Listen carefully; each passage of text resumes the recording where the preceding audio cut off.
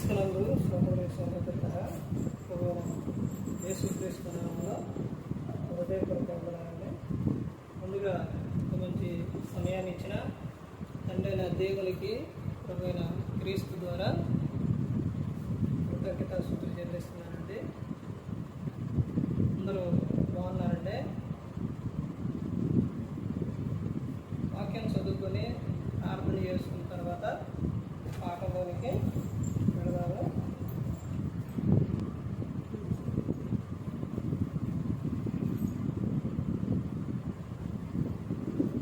మత్తయి గారు రాసిన సువార్త, మత్తయి గారు రాసిన సువార్త 6వ అధ్యాయం 31వ వచనం. కాబట్టి ఏమి తిందుమా, ఏమి త్రాగుదామా, ఏమి ధరించుకుందామా అని చింతింపబడి అన్ని జనులు వీటన్నిటి విషయమై విచారిస్తారు. ఇవన్నీ మీకు కావాలని మీ పరలోకపు తండ్రికి తెలియదు. కాబట్టి మీరు ఆయన రాజ్యమును నీతిని మొదలు వెతుకుడి, అప్పుడు అవన్నీ మీకు అనుగ్రహింపబడి. రేపటిని కూర్చి చింతింపబడి రేపటి దినము సంగతులను కూర్చి చింతించరు. ఏ నాటి కీడు ఆనాటికి చాలదు. ప్రార్థన చేసుకుంటాం. పరలోకమందున్న మా తండ్రి, పరిశుద్ధ ప్రేమ గల తండ్రి, గొప్ప తండ్రి, యెహోవా తండ్రి, ఈ ప్రియ కుమారుడు యేసుక్రీస్తు ప్రభువు ద్వారా కృతజ్ఞతాస్తుతులు చెల్లిస్తున్నామనైనా ఈ రాత్రి వేళ తండ్రి మా అందరితో మాట్లాడమని మా ప్రభువైన యేసుక్రీస్తు నామాన వేడుకుంటున్నాం తండ్రి. ఆమేన్. ప్రభువైన యేసుక్రీస్తు నామములో హృదయపూర్వక వందనాలండి. దేవుని కుమారుడు యేసుక్రీస్తు ప్రభువారు లోకానికి వచ్చిన తర్వాత పరలోక రాజ్యం సమీపిస్తుంది కనుక మారు మనస్సు పొందమని ప్రకటింప మొదలుపెట్టాడు. అంశం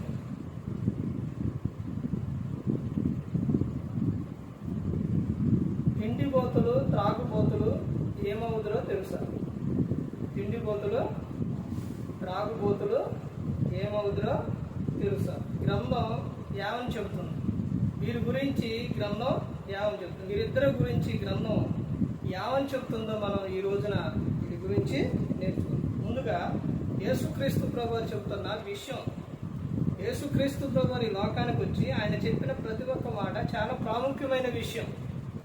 మనిషి ఈ రోజున ఎక్కువగా ప్రయాసపడేది, అంటే ఎక్కువగా తొందరపడేది, ఎక్కువగా అన్నిటికంటే ఎక్కువ ప్రాముఖ్యమైనది ఎక్కువగా దేని గురించి అంటే తిండి గురించి. ఈ విషయానికి వచ్చేసరికి యేసుక్రీస్తు ప్రభువారు 40 రోజులు ఆయన ఉపవాసం ఉన్నారు. ఉన్న తర్వాత ఇక్కడే మత్తయి గారు రాసిన సువార్తలోనే ఉంటుంది. 40 రోజులు ఉపవాసం చేసిన తర్వాత ఆయన ఆకలి కొన్నారు. ఆకలి కొన్న తర్వాత ఈ ఆకలి అనేది మనిషిని ఎంత ప్రమాదానికైనా, ఎంత భయంకరమైన స్థితికైనా, దేనికైనా కానీ ఆకలి తీసుకెళ్ళిపోతుంది. ఆకలి సమయంలో దేనికైనా తెగిస్తారో మనిషి, ఏదైనా చేస్తారో మనిషి. అలాంటి సమయాల్లోనే అపవాది అనుకున్నాడు. అనుకోని ఉంటాడు అపవాది. అందుకనే ప్రయత్నించిండు. ఇప్పుడు 40 రోజులు ఏం తినలేదు, ఏమీ త్రాగలేదు ఈయన. ఇప్పుడు ఈ 40 రోజుల తర్వాత ఈయన బాగా ఆకలి కొంటూ, ఈ ఆకలి కొన్న సమయాల్లో నేను చూపించే దానికేనా ఏమైపోతారో, పడిపోతారో అని అపవాది అనుకొని వచ్చింది. వచ్చేసి ఏమని చెబుతుండో, వచ్చేసి యేసుక్రీస్తు ప్రభువారిని ఈ లాడనే రొట్టె చేసుకోమని తినమని చెబుతాడు. నీకు శక్తి ఉంది, నువ్వు రాని రొట్టెలు చేసుకుని తిను అని యేసుక్రీస్తు ప్రభువారితో సాతాను చెబుతుండవు. అప్పుడు ఏమని చెబుతారు? మనుషులు రొట్టె వలన కాదు, నోటి మాట దేవుని మాట వలన జీవిస్తారు అని చెబుతారు. తర్వాత ఇక్కడి నుంచి దూకు, దేవదూతలు వచ్చి పట్టుకుంటే నీకు ఏ హాని కలగదని, తర్వాత నాకు మొక్కు, ఈ లోకరాజ్యాలన్నిటినీ కూడా నీకు ఇస్తాను అని సాతాను చెబుతాడు. చెప్పినప్పుడు సాతానుతో యేసుక్రీస్తు ప్రభువు ఏం చెబుతారు? నీ దేవుడైన ప్రభువుకు మాత్రమే మొక్కాలి అని చెప్తారు. తర్వాత సాతానా పొమ్మని గద్దిస్తారు.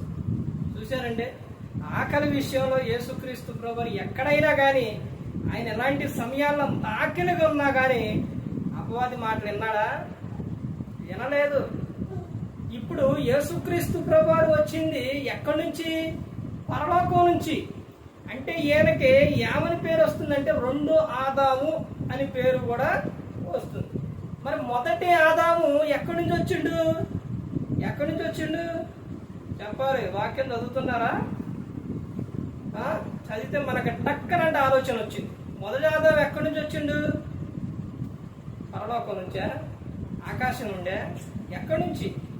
మట్టిలో నుంచి వచ్చిండు మొదటి ఆదాం. రెండో ఆదాం యేసుక్రీస్తు ప్రభువారు పరలోకం నుంచి వచ్చారు.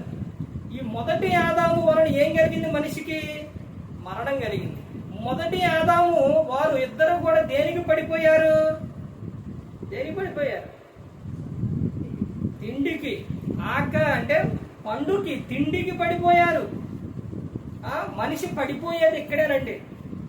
ఆ నవ్వమ్మ దగ్గరకు వచ్చి ఈ పండు విషయాన్ని పండు చూపించేసి, ఆహా ఇది తిను, నీకు ఎలా ఉంటుందో నెంబర్ 1 ఉంటుంది అని చూపించారు. ఆ పండు తిని ఆ దేవుని ఆజ్ఞను అతిక్రమించారు తిండి విషయంలో. ఇశ్రాయేలు ప్రజలు వాడి నోట్లో మాంసం పళ్ళనే ఉంది. ఇంకా ఏం కావాలి? మాకు మాంసం కావాలి, పూరేళ్ళు కావాలి, చేపలు కావాలి. వాళ్ళు అసలు వాళ్ళ భవిష్యత్తు ఏంటి? వాళ్ళు ఏ విధంగా ఉన్నారు? నానా బాధలు పడుతూ ఏదో అక్కడ ఫరో చేతులు హింసలు పడుతూ ఉన్నప్పుడు వాళ్ళందరినీ ఇడిపించుకొస్తే తండ్రి అయిన దేవుడు మోషే ద్వారా ఈడకు వచ్చిన తర్వాత తిండి కోసం చూడండి, నాయన ఇదిగో మీకు సరిపడే ఏరుకోండి, సరిపడే తీసుకోండి అంటే ఎంత ఏరుకున్నారు? మాకు ఎంత కావాలి అని పోగు చేసుకున్నారు. ముందే చెప్పిండు, ఉండదు నాయన, అది ఉండదో తెల్లారేసరికి ఇదే అయిపోయింది అంటే అది మాకు ఎంత కావాలని పోగు చేసుకున్నారు. ఉందా? లేదు. నోట్లో ఉండంగానే పళ్ళాల మాంసం ఉండంగానే మరలా అడిగేవాడు. మనిషి చూశారండి తిండికి ఏ విధంగా ఇదైపోయిండో. అందుకని ఇక్కడ చెప్తున్న విషయం, యేసుక్రీస్తు ప్రభువు చెప్తున్న విషయం చూసారా? నాయన ఇదిగో జరిగిన కాలంలో చూసారా ఏ విధంగా ఉందో? ఇదిగో నాయన ఇప్పుడు చెప్తున్నా, వినుడు నాయన, ఇప్పుడైనా చెప్తున్నా, వినండి, ఇంకా వినండి. ఏమని? ఏమి తిందుమా, ఏమి ధరించుకుందామని చింతింపకుడు అని చెప్తున్నాడు. ఒక వ్యక్తి అంట చాలా ధనవంతుడంట. ఆ వ్యక్తి ఎక్కువగా వస్త్రాలు ప్రేమించేవాడంట. ఏ వస్త్రాలు వస్తే చాలా వస్త్రాలు కొనడం వేసుకోవడం ఎంజాయ్ చేసేవాడంట. అతను బాగా రిచ్ అనమాట. అలా చేసిన తర్వాత ఆయన దేహానికి అనారోగ్యం వచ్చింది. అనారోగ్యం వచ్చిన తర్వాత కొన్ని రోజుల తర్వాత ఆయన్ని చక్కగా అనారోగ్యం తగ్గిపోయింది. తర్వాత స్నానం చేపించి తర్వాత ఆయనకు అప్పుడు వస్త్రాలు ఏం వేసేవాడంటే కిందకి పైకి ఒకటే డ్రెస్ అనమాట. అలాంటిది వేసి అద్దంగా ఎలా ఉందని అద్దం కాడికి పోయి చూస్తే ఎముకలు గూడుకేసినట్టుందండి. ఒక్కసారి కేవున నరిచిందంట. ఎముకలు గూడు ఉన్నట్టుందంట. మొత్తం ఏమైపోయింది? పోయింది. అప్పుడు అనుకున్నంట, ఏమని? నేను వస్త్రాలు ప్రేమించిన కానీ నా దేహాన్ని ప్రేమించలేదు. వస్త్రం వలన వస్త్రం కంటే దేహం గొప్పది, విలువైనది అని అప్పుడు తెలుసుకున్నంట. అలాగే నాయన వీటిని గురించి మీరు చింతింపకుడి నాయన, ఇదిగో మీకు రేపేమి కావాలో దేవునికి తెలుసు నాయన. ఇక్కడ అదే యేసుక్రీస్తు ప్రభువు చెబుతున్నారు. ఇవన్నీ కూడా మీరు ఎందుకు చింతిస్తున్నారు? అక్కడ చెప్తున్నారు చూడండి. కాబట్టి ఏమి తిందుమా, ఏమి త్రాగుదామా, ఏమి ధరించుకుందామని చింతింపకుడి. అన్య జనులు వీటన్నిటి విషయమై విచారింతురు. వాళ్ళు విచారిస్తురు. నువ్వు జీవం గల దేవుని విషయాన్ని, దేవుని నువ్వు నమ్ముకున్నావు. తర్వాత ఏమని చెప్తున్నారో చూడండి. కాబట్టి ఈ 32 ఇవన్నీ మీకు కావాలని మీ పరలోకపు తండ్రికి తెలియను. కాబట్టి మీరు ఆయన రాజ్యమును నీతిని వెతుకుడి, అప్పుడు అవన్నీ మీకు అనుగ్రహింపబడను. అవన్నీ కూడా మీకు అనుగ్రహింపబడతాయి. ఇప్పుడు దేవుని సేవ చేసే వారికి, దేవుని పని చేసే వారికి చూడండి, దేవుడే సహాయం. దేవుడే వారిని పోషిస్తారు, దేవుడే కాపాడుతారు. చూడండి, మీరు మొదటిగా నీతిని రాజ్యాన్ని వెతకాలి అని చెప్తున్నారు. ఇప్పుడు తిండిపోతులు త్రాగుపోతులు ఏమైతారు అవి చూపించలేదుగా మీకు. ఇప్పటి వరకు చూపించినది ఏంటనంటే దేవుడు సృష్టిలో చేసినది, తర్వాత మానవుడు ఎలా పతనమయ్యాడు అన్నదే, తర్వాత యేసుక్రీస్తు ప్రభువారు చెప్తున్న విషయం చూపించింది. ఇప్పుడు చివరిగా త్రాగుబోతులు, తిండిపోతులు, త్రాగుబోతులు ఏమైతారు ఆ ఒక్క విషయం చూసి మనం ఇక ముగించుకుందాం. సామెతల గ్రంథం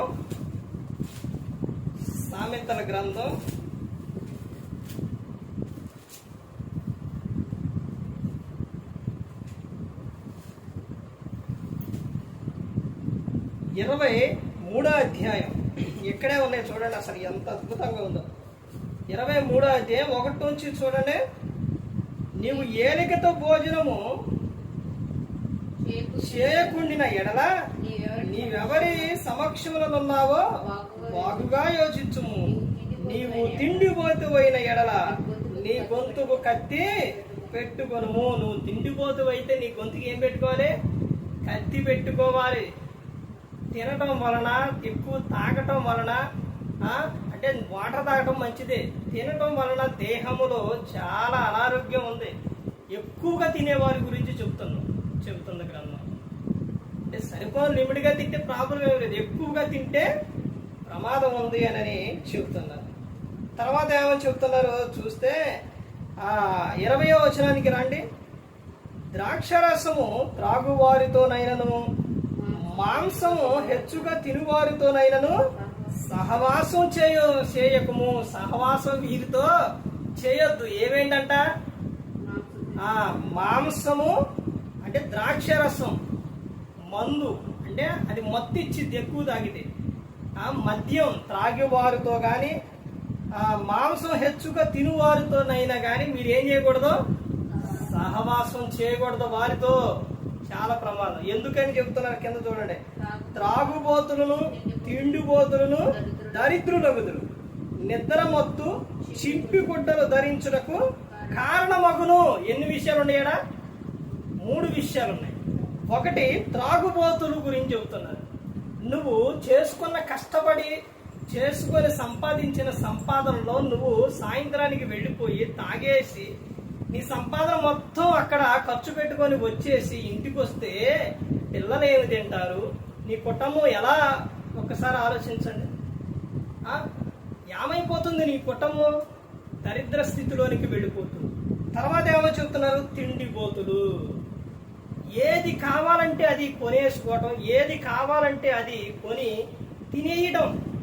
నోరు చేసే తప్పుకు నోరు కంట్రోల్లో లేకపోతే ఎన్ని బాధపడతాయో తెలుసండి.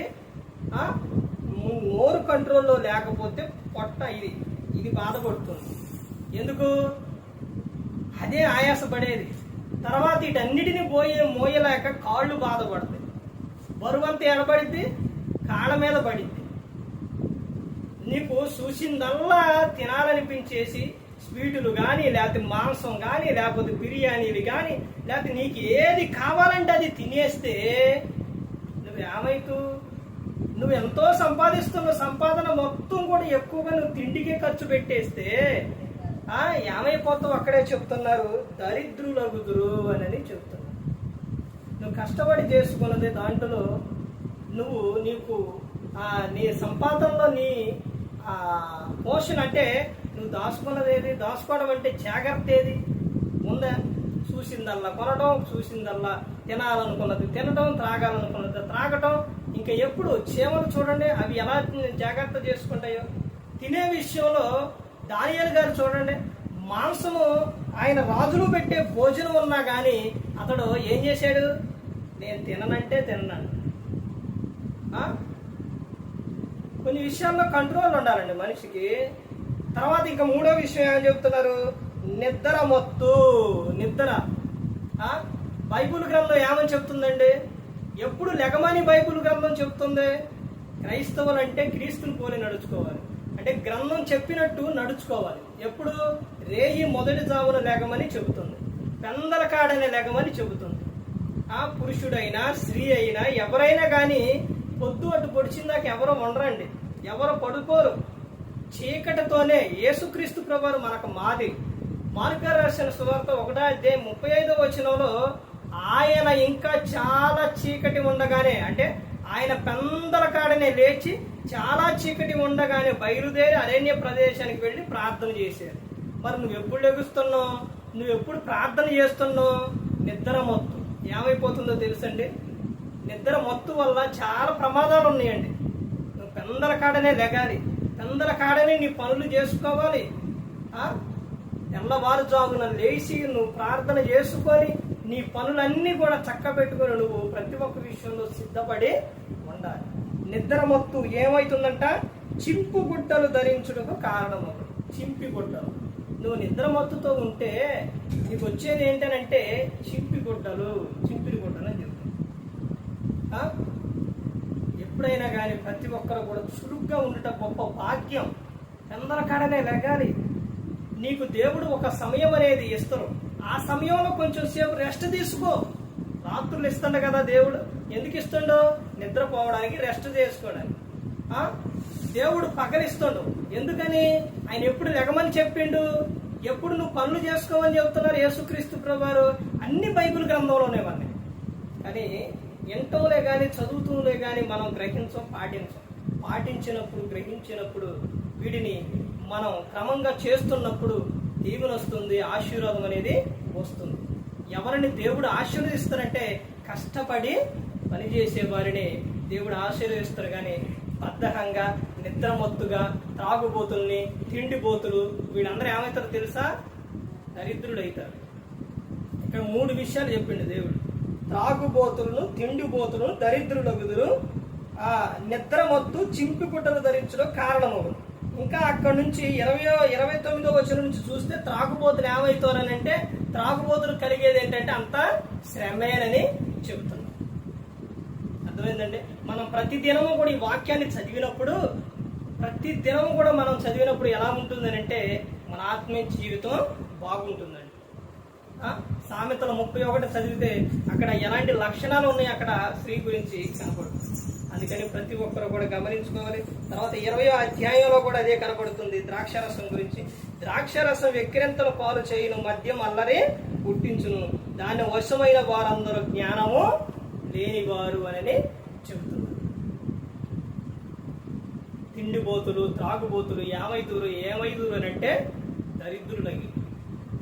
అందుకని ప్రతి ఒక్కరూ కూడా యేసుక్రీస్తు ప్రభువారు చెప్తున్న విషయాన్ని మనసులో పెట్టుకొని ప్రతి ఒక్కరూ కూడా ఈ లోకంలో ఫలించే వారిగా ఉండాలి.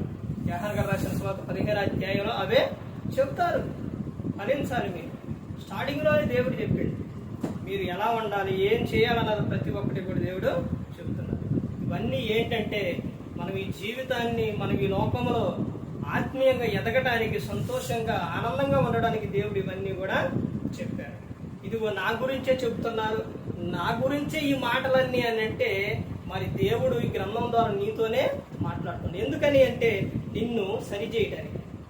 దేవునికి పక్షపాతం ఉండదండి.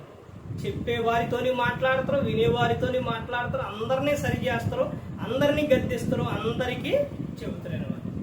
ఎందుకంటే అందరూ పరలోకంలో ఉండాలనే దేవుడు కోరుకుంటాడు. అందుకని ప్రతి ఒక్కరు కూడా దేవుని యందు భయభక్తులు కలిగి ఉండాలండి. ఎవరు నశించి నరకానికి వెళ్ళిపోకూడదని యేసుక్రీస్తు ప్రభువారు ఈ లోకానికి వచ్చి మనందరి కోసం సిలువలో ఆయన ప్రాణం పెట్టారు.